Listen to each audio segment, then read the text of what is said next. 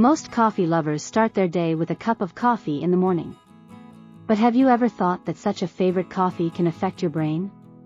Just exposure to coffee-related signals, such as the image and aroma of coffee, can lead to a state of awakening. A team of researchers at the University of Toronto studied subjects exposed to coffee and tea-related signals. The research team confirmed that people who are exposed to coffee-related signals without drinking coffee can experience mental awakening as if they actually drank coffee.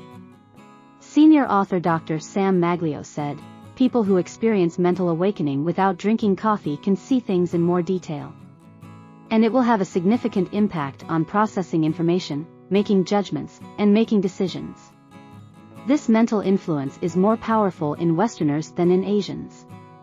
The research team conducted another experiment on college students.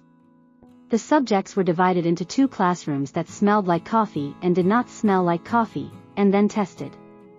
As a result of the experiment, students placed in coffee-flavored classrooms showed excellent analytical reasoning skills.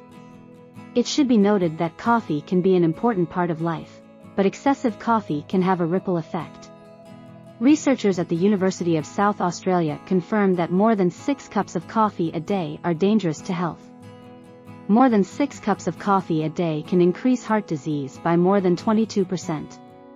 In fact, 1 in 6 people in Australia is diagnosed with cardiovascular disease. According to the World Health Organization, cardiovascular disease is preventable, but it is a major cause of death. Researchers at the University of South Australia explained that excessive caffeine in the body causes high blood pressure, which is a precursor to heart disease. The research team said, "Most people will agree that drinking excessive amounts of coffee makes you feel nervous, excited, and even nauseous. Caffeine helps the body function quickly, but at some point, people reach their limits," he explained. There are many patients who visit pharmacies after suffering from colds or diarrhea. Sometimes patients who suffer from pain due to sudden congestion and sometimes complain of heartburn and abdominal pain visit pharmacies. The symptoms of these patients all look different, but what they have in common is that they are overly fond of air conditioners, cold drinks, and coffee. Among these 3 problems, I'm going to talk about caffeine in coffee today. Caffeine is not only included in modern people's favorite foods such as coffee, green tea, and cocoa, but also in medicines such as nutritional tonic drinks, cold medicine, headache medicine, and motion sickness medicine.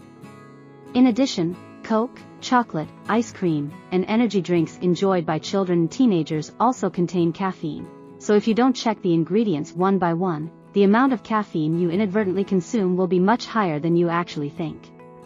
Caffeine, once designated as a banned drug by the World Anti-Doping Agency and now released, has a fixed amount of caffeine to be consumed per day by adults, 300 mg per day by pregnant women, and 2.5 mg per kilogram by adolescents. Caffeine, as we know well, can have many beneficial effects on the body, such as relieving fatigue in the body, clearing the mind, improving memory, cognitive function, and attention, and removing waste from the body through diuretic action. In particular, caffeine of less than 400 mg per day in muscle exercise increases exercise efficiency, so soccer players use it a lot to improve their performance. It is also said that a small amount of caffeine helps relieve pain and reduces joint pain. In addition, less than 2 cups of coffee a day can improve bone density and blood lipid status in menopausal women. There are also reports that 1 or 2 cups of milk coffee a day relieves asthma symptoms. And a cup of coffee can be of great help when your pulse slows down a lot and your energy goes down due to excessive heat in the summer.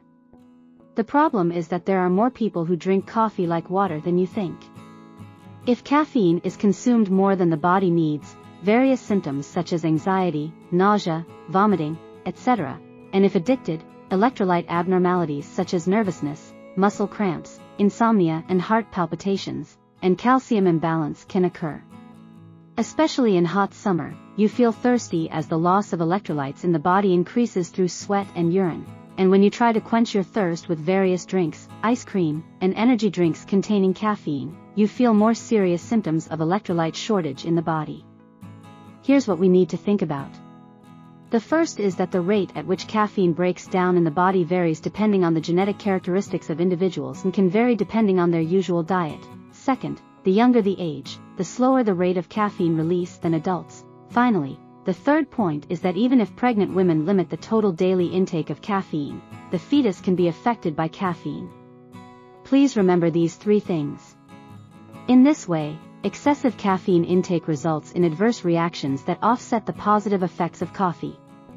Heartburn and headaches are one of the most common symptoms of excessive caffeine intake, and if you try to resolve your condition after drinking with a cup of coffee, you may encounter very difficult heartburn and nausea. Remember, people who usually drink a lot of coffee are more likely to complain of a reactionary headache within 24 hours if they stop drinking caffeine temporarily. This is because caffeine affects the substances that expand blood vessels in our body and the sensitivity of blood vessels at once, so headaches can occur as withdrawal symptoms. The effect of excessive coffee intake on these blood vessels can also increase our blood pressure. As you are well aware, sleep disorders, palpitations, rapid increase in anxiety, hearing loss, glaucoma, nervousness, muscle cramps, and chronic dehydration are also typical adverse reactions. Chronic dehydration can also cause persistent lethargy, indigestion, and facial flushing. Please also remember that caffeine-induced gastric acid reflux may cause chronic coughs. In addition, adverse reactions to caffeine include inhibition of absorption of calcium or iron, and excretion of magnesium and water-soluble vitamins in the body. When calcium absorption is suppressed due to excessive caffeine intake for a long time, adults develop osteoporosis, but in adolescence, growth delays, bone density decreases, irritation, or nervousness. Adolescents can consume only 2.5 milligrams of caffeine per kg, which is less than expected.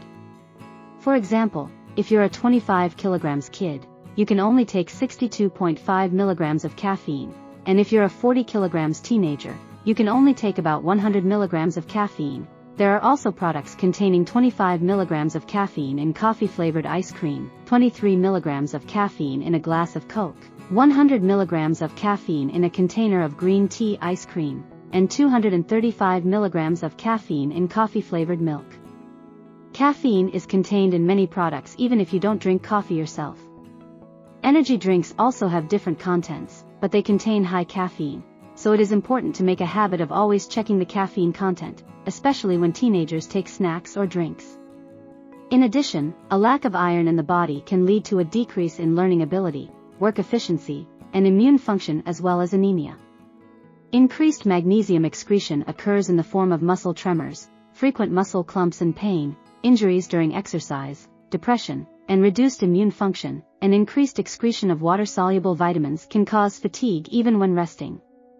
Unlike when taking a small amount of caffeine, long-term excessive intake of caffeine adversely affects pain control, worsening back pain and osteoarthritis, and increasing adverse reactions by hospital prescription drugs. Therefore, in order to eat caffeine well with many advantages, why don't you check the amount of caffeine you're taking a day carefully and don't be greedy to cut it off immediately, but try to eat less than the daily recommended amount.